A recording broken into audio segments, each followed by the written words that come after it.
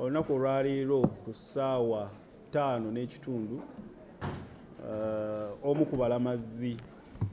ababadde bava mu West Ankole Diocese nga bano babadde 9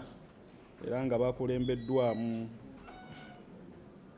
Reverend Sam Kwataje ono nga yabadde abakulembedde afudde era nga amannya ge ye Alinitwe Jacqueline n'emyaka 49 ng'ono mutuuze ku kyalo kya Katokoli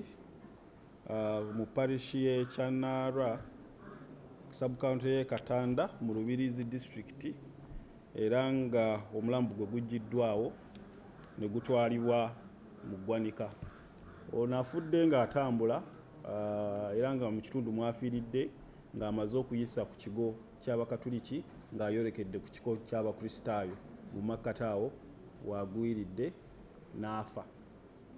Essaawa zino tetunamanya kikimuse naye nga twagala okutegeeza abalamazi bonna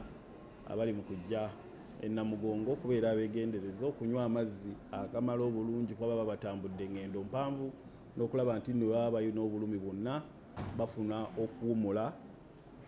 okunene nga tebanaba kuddamu olutabaalo lwakuddamu kutambula. So mu nsonga eyo tujja bba tubabuulira eddako ki ekiyinza obba nga kiviiriddeko omukyalo ono okufa naye ng'essaawa zino tutuusa okusaasira eri ab'eŋŋanda era nga tusaba Mukama amuwe ekiwummulo ky'emirembe.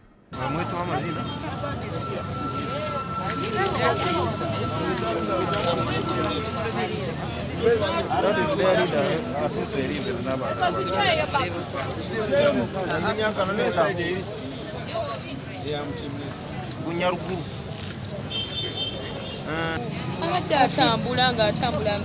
bagenda ne banne nagwe naffe nagwe wansi wafe.